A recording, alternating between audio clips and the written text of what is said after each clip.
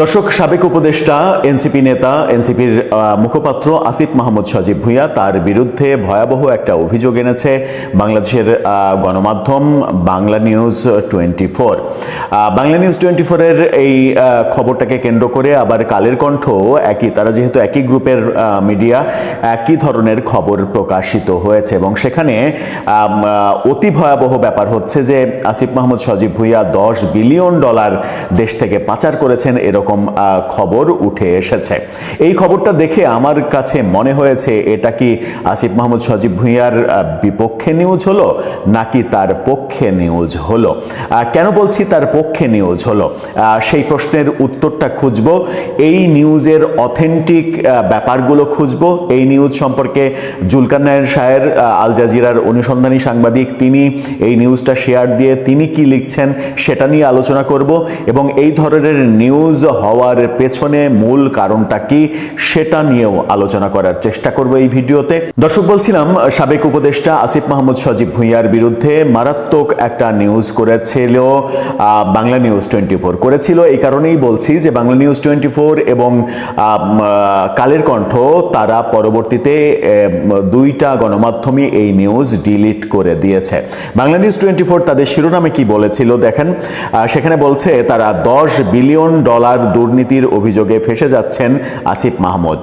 তার মানে তিনি 16 মাস যে দায়িত্ব পালন করেছেন সেই 16 মাসে $10 বিলিয়ন মানে দুর্নীতি করেছেন। মাসে মানে 1 বিলিয়নের একটু কম হয়। এত পরিমাণ অর্থ এত কম সময়ে দুর্নীতি করা বাংলাদেশের প্রেক্ষাপটে আদৌ উচিত কিনা, মানে আদৌ সম্ভব কিনা, সেটা একটা বড় প্রশ্ন।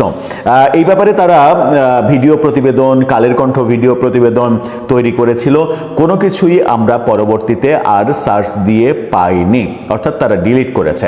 এখন আসা যাক জুলকারনাইন শাহের এই বাংলা নিউজ 24-এর ভিডিও শেয়ার দিয়ে তিনি একটা পোস্ট দিয়েছিলেন, তার পোস্টটা দেখে নিন। সেখানে তিনি বলেছিলেন 16 মাসে $10 বিলিয়ন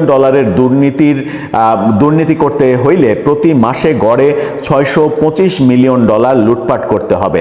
বাংলাদেশের অর্থনীতি বিবেচনায় বিষয়টা কেবল অসম্ভবই না, বেসম্ভব। এসব ফাত্রামি করে সাংবাদিকতা পেশাকে অপমান না করলে হয় না। দুর্নীতির সাথে জড়িত থাকলে তথ্য প্রমাণ সহ সেটা প্রকাশ করুন।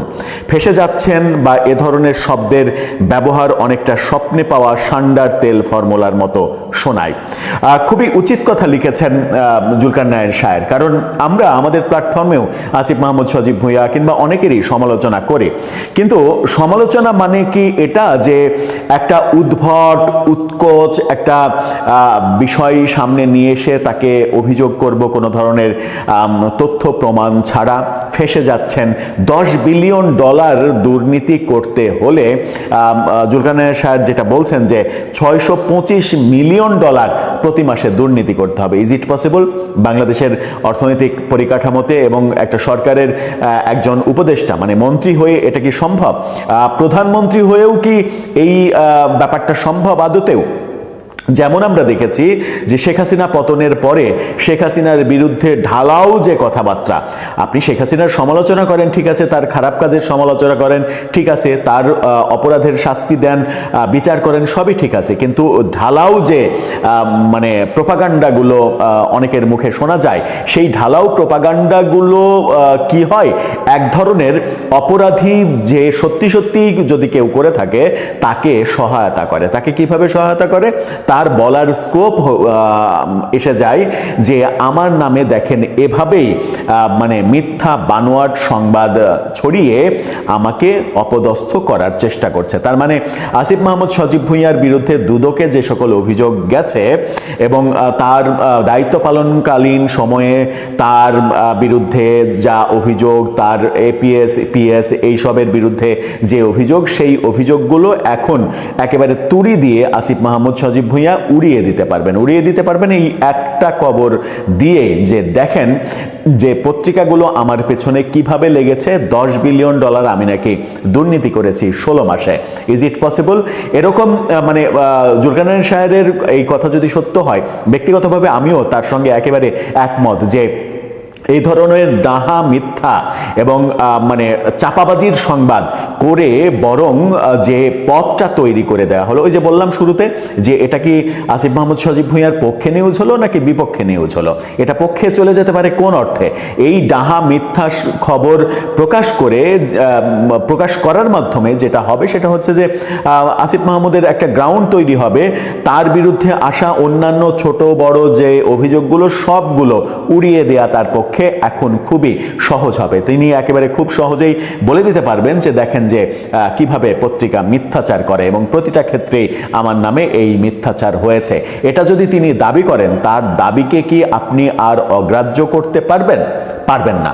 এবং তার এই দাবি করার রাইটস রয়েছে, তিনি তার গ্রাউন্ডে দাঁড়িয়ে এই দাবি করতেই পারেন। কারণ বাংলাদেশের অর্থনীতির পরিকাঠামোতে একজন উপদেষ্টা 16 মাস দায়িত্ব পালন করার সময় 10 বিলিয়ন দুর্নীতি করেছেন, 10 বিলিয়ন ডলার, তাও ডলার, টাকা না, মানে দুর্নীতি করেছেন।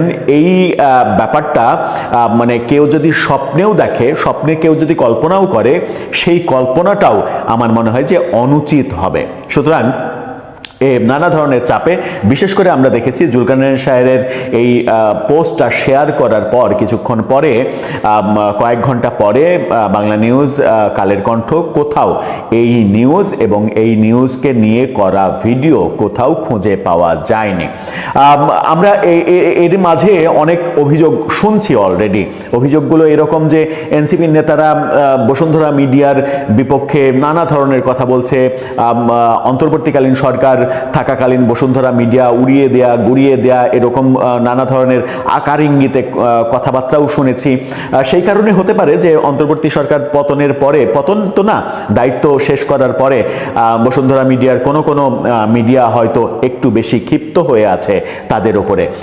ক্ষিপ্ত হয়ে থাকা, সেটা আপনি থাকতেই পারেন, কিন্তু সেটা সত্য উপস্থাপন করলে যেটা হবে সেটা হচ্ছে যে আপনাদেরও গ্রহণযোগ্যতা বাড়বে, দেশের মানুষও বুঝবে যে প্রকৃত সত্যটা কি।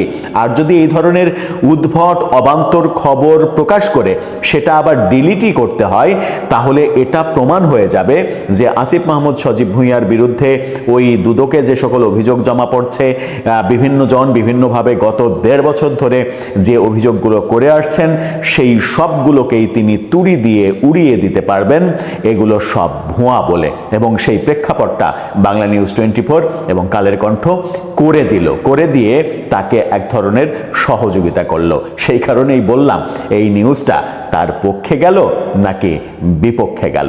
দর্শক, আপনার কাছে কি মনে হয় এই ধরনের উদ্ভট ব্যাপার কোনোভাবেই গ্রহণযোগ্য? আপনার চরম শত্রু হোক, ধরে নিলাম যে আসিফ মাহমুদ সজীব ভুঁইয়াকে আপনি দেখতেই পারেন না, আপনার চরম শত্রু, কিন্তু চরম শত্রুকে নিয়েও এই কথাটা কি বলাটা বুদ্ধিমানের কাজ যে 10 বিলিয়ন ডলার 16 মাসে তিনি দুর্নীতি করেছেন?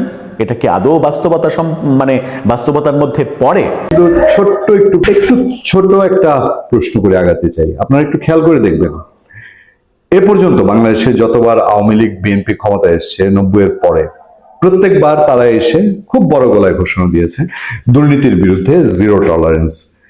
কিন্তু যতবার দুর্নীতির বিরুদ্ধে জিরো টলারেন্স কি বলে রাষ্ট্র ক্ষমতায় বসেছে, রাষ্ট্র ক্ষমতা থেকে বিদায় নেওয়ার সময় দুটি দলই, আওয়ামী লীগ এবং বিএনপি, দুই দলই তারা দুর্নীতির ব্যাপক অভিযোগ মাথায় নিয়ে বিদায় হয়েছে।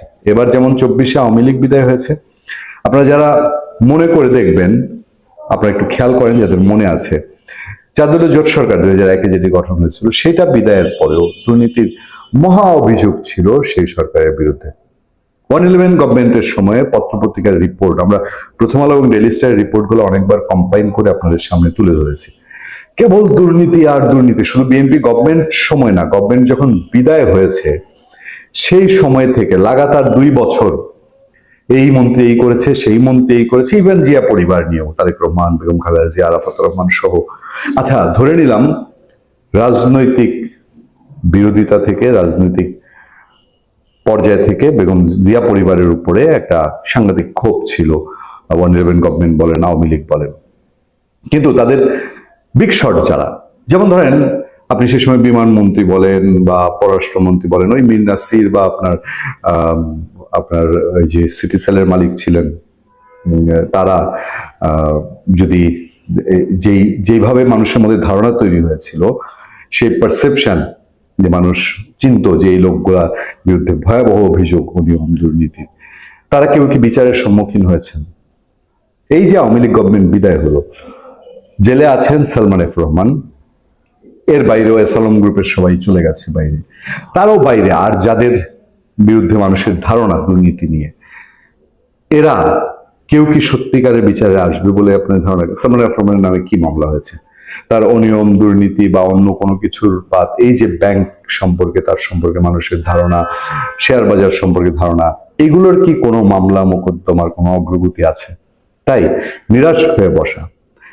আসিফ মাহমুদ সজীব ভাইয়ের বিরুদ্ধে নাকি একটা মব হয়েছে, মব মাস্টার, তাদের বিরুদ্ধে একটা মবের খবর আছে আমার সামনে, কিন্তু দুর্নীতি দমন কমিশনে এই আসিফ মাহমুদ সজীব ভুইয়া, মানে এক একটা সরকারের দুর্নীতির না এক একজন প্রতিকৃত থাকে। যারা সোশ্যাল মিডিয়ায় কথা বলেন, টেবিল টকে আসেন, টেলিভিশনে আপনারা টক শোতে দেখেন, ম্যাক্সিমাম মানুষ ইউনূস সরকারের দুর্নীতির প্রতিকৃত দেখতে আসিফ মাহমুদ সজীব ভুইয়ার নাম তুলে ধরেন। তার বিরুদ্ধে দুর্নীতি দমন কমিশনে ব্যাপক অভিযোগ জমা হয়েছে, কিন্তু তিনি বীর দর্পে তারেক রহমানের শাসনামলে এখনো ঘুরে বেড়াচ্ছেন, এবং অনেকটা এইরকম যে 1000 কোটি টাকা কামিয়েছি, আরে দরকার হলে 20 কোটি, 50 কোটি, 100 কোটি টাকা দিয়ে দিব, দেখি না আমার গায়ের লোমটা কে ছিঁড়ে। এরকম আছে না বাংলাদেশে, যে ক্ষমতাসীন দলের এই নেতাকে কিনে ফেলেছে, ওই নেতাকে কিনে ফেলেছে, সে সাপোর্ট দিয়ে বাঁচিয়ে দেয়, অথবা রাজনৈতিক মার পেয়েছে। আসিফ মাহমুদ সজীব ভুইয়া একটা প্ল্যাটফর্ম নিয়েছে, সে আবার দেখেন, মানে এইটুক সুযোগ পেয়ে যে যার বিরুদ্ধে $10 বিলিয়ন চুরির অভিযোগ, বাংলাদেশ থেকে পাচারের অভিযোগ, যে কারণে বলা হচ্ছে যে সে নাকি ফেসে যাচ্ছে। যে একটা ফটোকার্ড দেখছি আমি, রাইজিং বিডির বরাত দিয়ে ভয়েস বাংলা ফটোকার্ডটা করেছে, সেখানে বলা হচ্ছে আসিফ মাহমুদ সজীব ভুইয়া $1 বিলিয়ন দুর্নীতি অনিয়মের অভিযোগে ফেসে যাচ্ছে। আসলে কি তাই? এই আসিফ মাহমুদের বিরুদ্ধে আবার নাকি একটা মব হয়েছে। এই মবের সংবাদটা আপনারা জানেন। বলা হচ্ছে যে দুর্নীতি দমন কমিশন কার্যালয়ে গিয়ে মব সৃষ্টি করে সাবেক যুব ক্রীড়া উপদেষ্টা আসিফ মাহমুদের বিরুদ্ধে অভিযোগ দাখিল করেছে কর্মকাণ্ড নিষিদ্ধ আওয়ামী লীগের সাবেক সংসদ সদস্য ও ক্রিকেটার সাকিব আল হাসানের একদল ভক্ত। বৃহস্পতিবার দুপুরে সেগুনবাগিচা দুদকের প্রধান কার্যালয়ে ঘটনা ঘটে। দুদক সূত্র জানায়, বৃহস্পতিবার দুপুরে হঠাৎ করে 20-30 জনের একটি দল সাকিব আল হাসানের পক্ষে স্লোগান দিতে দুদক কার্যালয়ে জড়ো হয়। তারা কার্যালয়ের ভেতরে প্রবেশ করে সাবেক উপদেষ্টা আসিফ মাহমুদের বিরুদ্ধে দুর্নীতির অভিযোগ এনে একটি লিখিত আবেদন জমা দেওয়ার দাবি জানান। পরে নাকি জোর করে সেই আবেদনটা জমাও করেছে। কিন্তু মানুষের মধ্যে ধারণা কি? আর মানুষ কি কোনো আশার আলো দেখতে পাচ্ছে? তারা তো আরো বীর দর্পে ঘুরে বেড়াচ্ছে। সাবেক সরকারের, এই যে অন্তর্বর্তীকালীন সরকারের কোনো দুর্নীতি অনিয়মের কোনো একটা প্রেক্ষাপট আমরা দেখতে পাচ্ছি যে যেটা দিয়ে বিচার নিশ্চিত হবে?